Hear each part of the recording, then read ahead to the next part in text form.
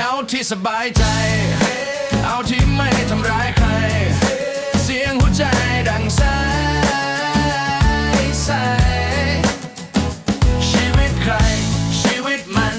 ทุกทางไม่เหมือนกัน